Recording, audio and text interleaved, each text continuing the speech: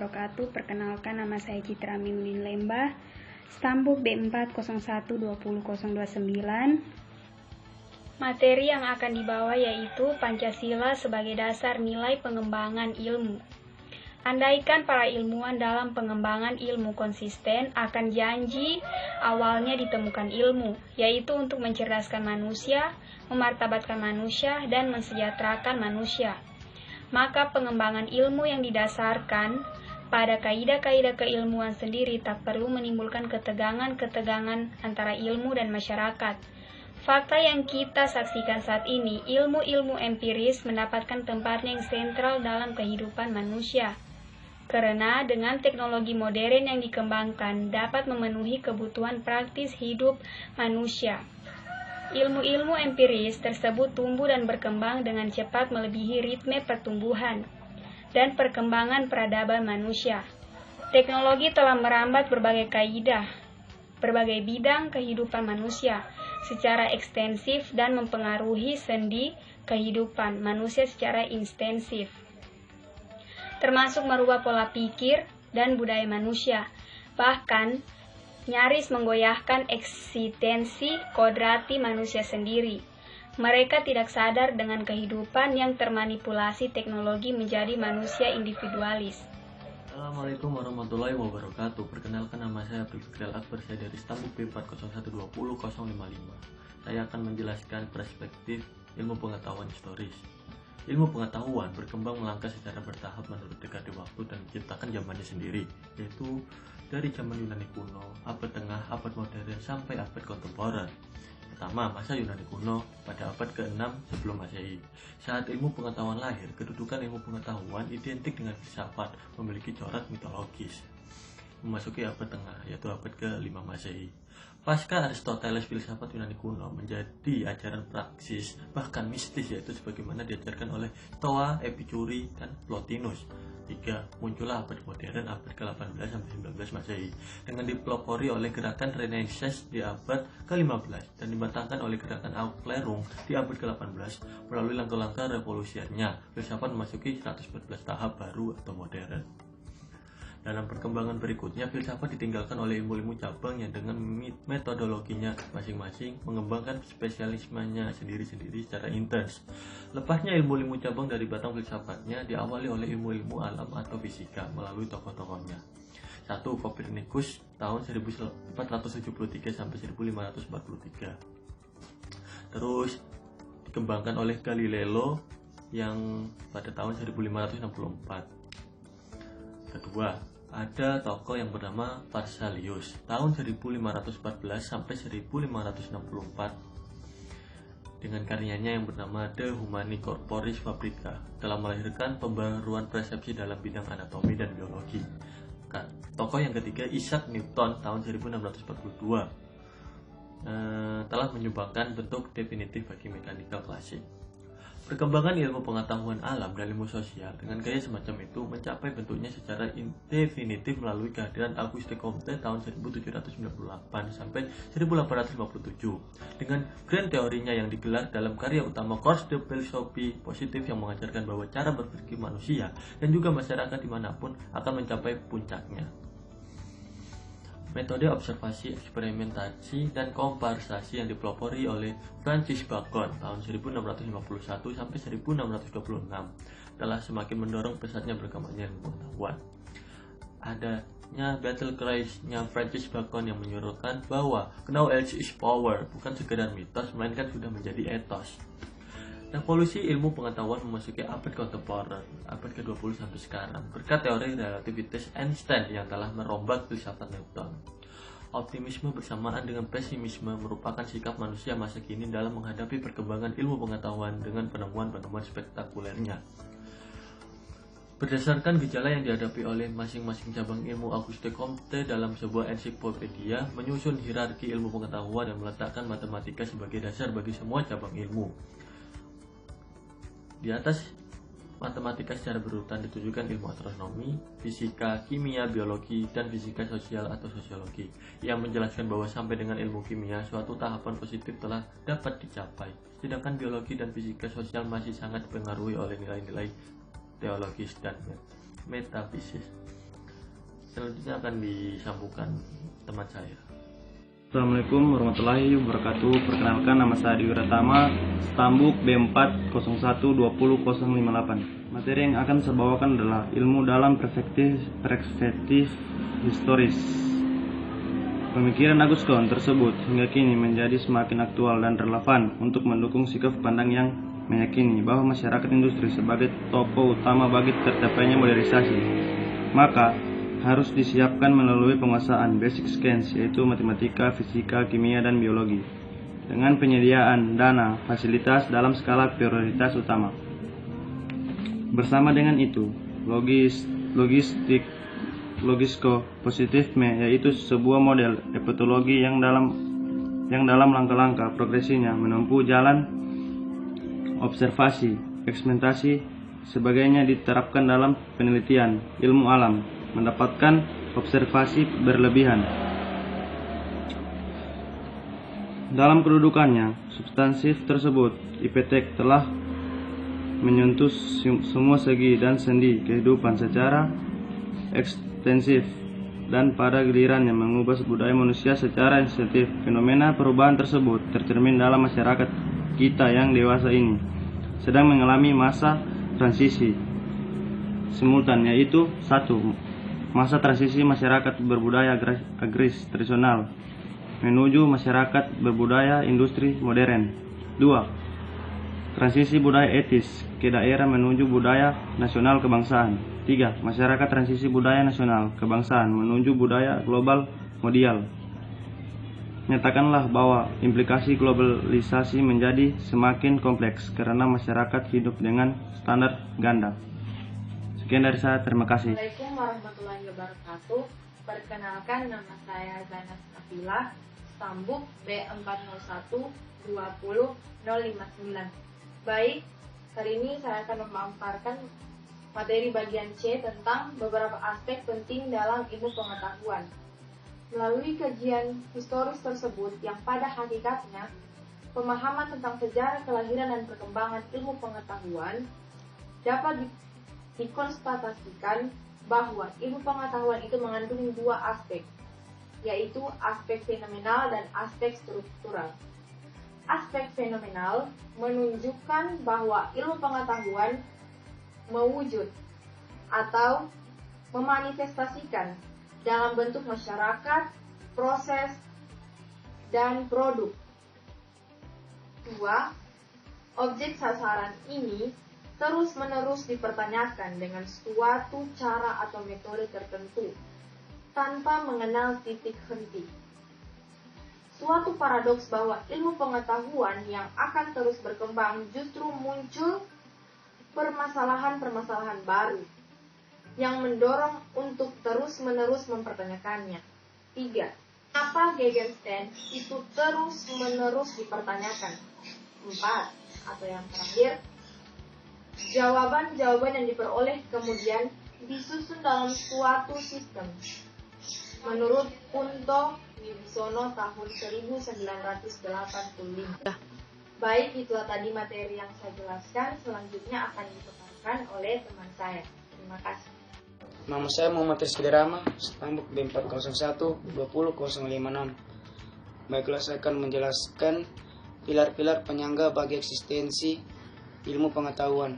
Melalui teori relativitas Einstein, paradigma kebenaran ilmu sekarang sudah berubah dari paradigma lama yang dibangun oleh fisika Newton yang ingin selalu membangun teori absolut dalam kebenaran ilmiah. Paradigma sekarang ilmu bukan sesuatu entitas yang abadi.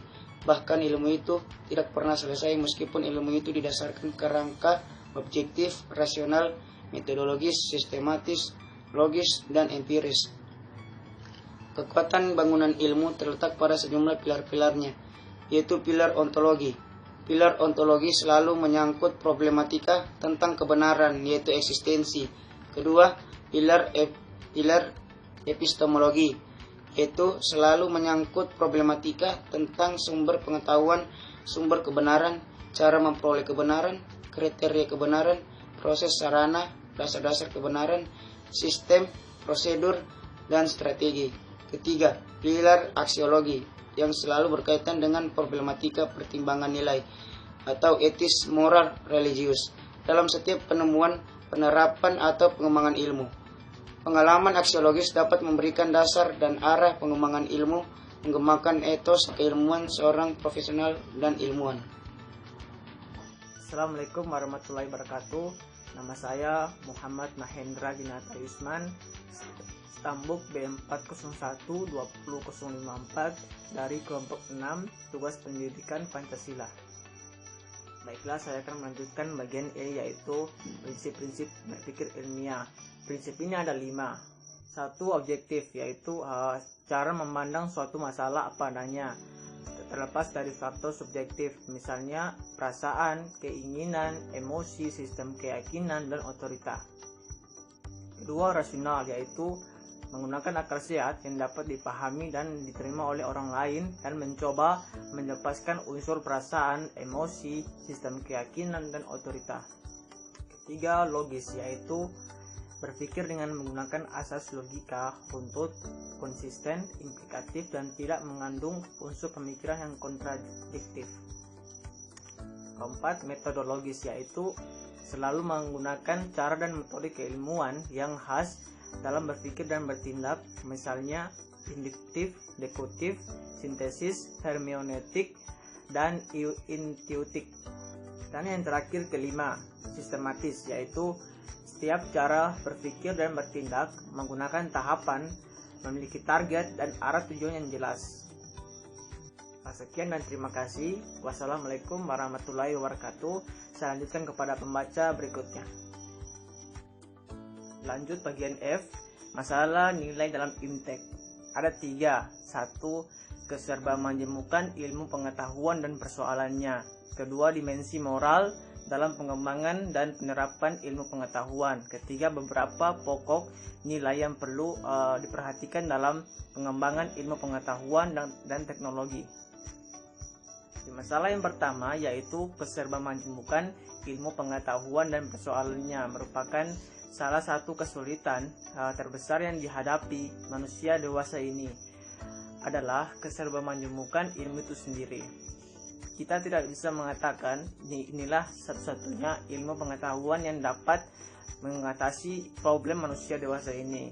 Berbeda dengan ilmu pengetahuan masa lalu, lebih menunjukkan keekanaannya daripada kebinakaannya. Secara metodis dan sistematis, manusia mencari asas-asas sebagai dasar untuk memahami hubungan antara gejala-gejala yang satu dengan yang lainnya, sehingga bisa ditentukan adanya keanekaan di dalam kebinekaannya. Namun dalam perkembangannya, ilmu pengetahuan berkembang ke arah keserba-majemukannya ilmu. A. Mengapa timbul spesialisasi? Mengapa spesialisasi ilmu semakin meluas? Misalnya dalam ilmu kedokteran dan ilmu alam. Makin meluasnya spesialisasi ilmu dikarenakan ilmu dalam perjalanannya selalu mengembangkan macam-macam metode, objek, dan tujuan. Dikarenakan ilmu dalam perjalanannya selalu mengembangkan macam-macam objek dan tujuannya. Perbedaan metode dan perkembangannya itu perlu demi kemajuan tiap-tiap ilmu. Tidak mungkin metode dalam ilmu alam dipakai memajukan ilmu psikologi. Kalau psikologi mau maju dan berkembang, harus mengembangkan metode, objek, dan tujuan sendiri. Contoh ilmu yang berdekatan, biokimia dan kimia. Umumnya keduanya memakai hukum yang dapat dikatakan sama, tetapi seorang sarjana biokimia perlu pengetahuan susunan bekerjanya organisme yang tidak dituntut oleh seorang ahli kimia organik. Hal ini agar supaya biokimia semakin maju dan mendalam. Meskipun tidak diingkari, antara keduanya masih mempunyai dasar-dasar yang sama. Spesialisasi ilmu memang harus ada di dalam satu cabang ilmu, namun kesatuan dasar asas-asas universal harus diingat dalam rangka spesialisasi.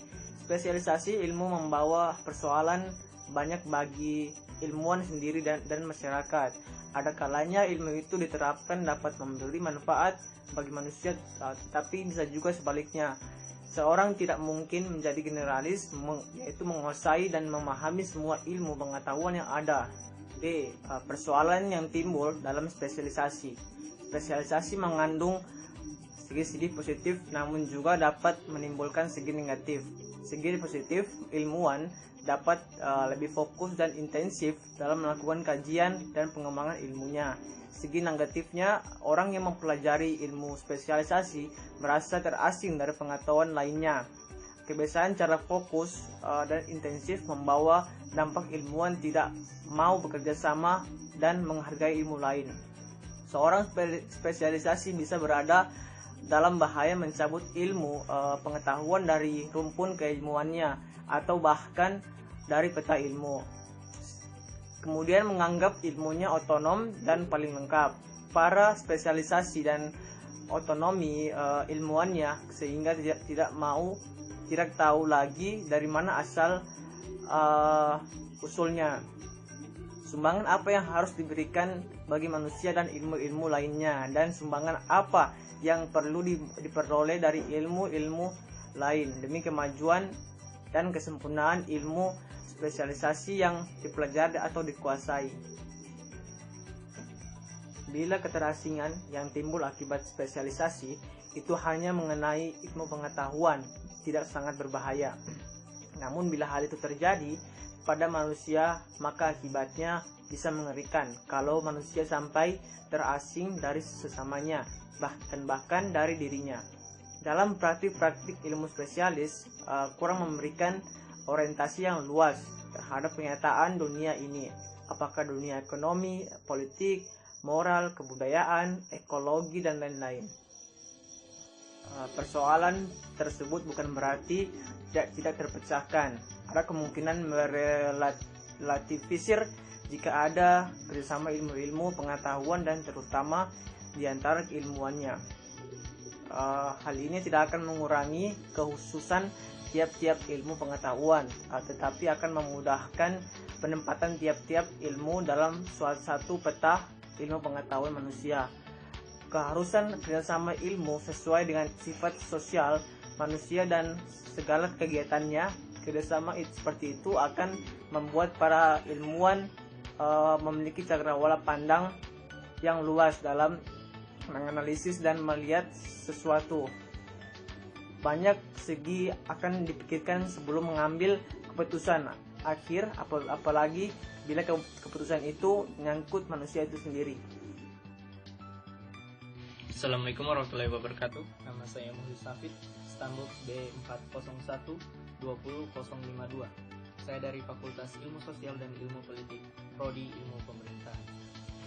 Masalah nilai dalam IPTEK yang kedua, dimensi moral dalam pengembangan dan penerapan ilmu pengetahuan.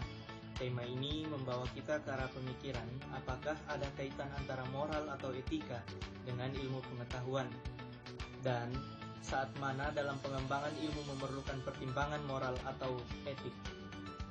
Untuk menjelaskan permasalahan tersebut, ada 3 tahap yang perlu ditempuh. Pertama, kita melihat permasalahan pengembangan ilmu pengetahuan dan teknologi. Kalau perkembangan ilmu pengetahuan sungguh-sungguh menepati janji awalnya 200 tahun yang lalu, pasti orang tidak akan begitu mempermasalahkan akibat perkembangan ilmu pengetahuan.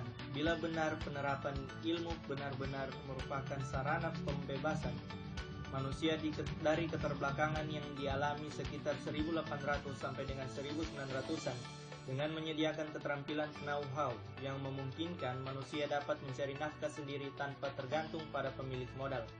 Maka pendapat bahwa ilmu pengetahuan harus dikembangkan atas dasar patokan-patokan ilmu pengetahuan itu sendiri atau secara murni tidak akan mendapatkan kritikan tajam seperti pada abad ini. Namun dewasa ini menjadi nyata adanya keterbatasan ilmu pengetahuan itu menghadapi masalah-masalah yang menyangkut hidup serta pribadi manusia. Misalnya menghadapi soal transplantasi jantung, pencakokan genetis, problem mati hidupnya seseorang. Ilmu pengetahuan menghadapi keterbatasannya, ia butuh kerangka pertimbangan nilai di luar disiplin ilmunya sendiri. Kompleksitas permasalahan dalam pengembangan ilmu dan teknologi kini menjadi pemikiran serius, terutama persoalan keterbatasan ilmu dan teknologi dan akibat-akibatnya bagi manusia. Mengapa orang kemudian berbicara soal etika dalam pengetahuan dan teknologi? Yang kedua, akibat teknologi pada perilaku manusia. Akibat teknologi pada perilaku manusia muncul dalam fenomena penerapan kontrol tingkat laku atau behavior control. Behavior control merupakan kemampuan untuk mengatur orang melaksanakan tindakan seperti yang dikehendaki oleh si pengatur. Pengembangan teknologi yang mengatur perilaku manusia ini mengakibatkan munculnya masalah-masalah etis seperti berikut. Yang pertama, penemuan teknologi yang mengatur perilaku ini menyebabkan kemampuan perilaku seseorang diubah dengan operasi dan manipulasi syaraf otak melalui psychosurgeries infus, kimiawi atau obat bius tertentu. Electrical stimulation of the brain atau ESB, shock listrik tertentu. Teknologi baru dalam bidang psikologi seperti dinamik psikoterapi mampu merangsang secara baru bagian-bagian penting sehingga kelakuan bisa diatur dan disusun. Kalau begitu, kebebasan bertindak manusia sebagai suatu nilai diambang kemusnahan. Yang kedua, makin dipacunya penyelidikan dan pemahaman mendalam tentang kelakuan manusia. Yang ketiga, pemahaman Gilliatt, tingkah laku manusia demi tujuan ekonomis, rayuan untuk menghirup kebutuhan baru sehingga bisa mendapatkan untung lebih banyak, menyebabkan penggunaan media atau radio TV untuk mengatur kelakuan manusia. Yang keempat, behavior control. Muncul masalah etis bila kelakuan seseorang kontrol oleh teknologi dan bukan oleh si subjek itu sendiri. Konflik muncul justru karena si pengatur memperbudak orang yang dikendalikan kebebasan bertindak si kontrol dan diarahkan menurut kehendak si pengontrol. 5. Akibat teknologi pada eksistensi manusia dilontarkan oleh Schumacher. Eksistensi sejatinya manusia adalah bahwa manusia menjadi manusia justru karena ia bekerja. Pekerjaan bernilai tinggi bagi manusia, ia adalah ciri eksistensial manusia, ciri kodrat kemanusiaannya. Pemakaian teknologi modern condong menasingkan manusia dari eksistensinya sebagai pekerja, sebab manusia tidak mengalami kepuasan dalam bekerja. Masalah nilai iptek yang ketiga. Beberapa pokok nilai perlu diperhatikan dalam pengembangan ilmu pengetahuan dan teknologi. Ada 4 hal pokok agar ilmu pengetahuan dan teknologi dikembangkan secara konkret.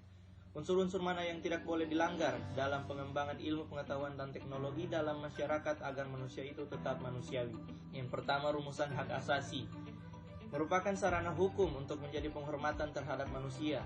Individu-individu perlu dilindungi dan pengaruh penindasan ilmu pengetahuan. Keadilan dalam bidang sosial, politik, dan ekonomi sebagai hak mutlak. Perkembangan teknologi sudah membawa akibat konsentrasi kekuatan ekonomi maupun politik.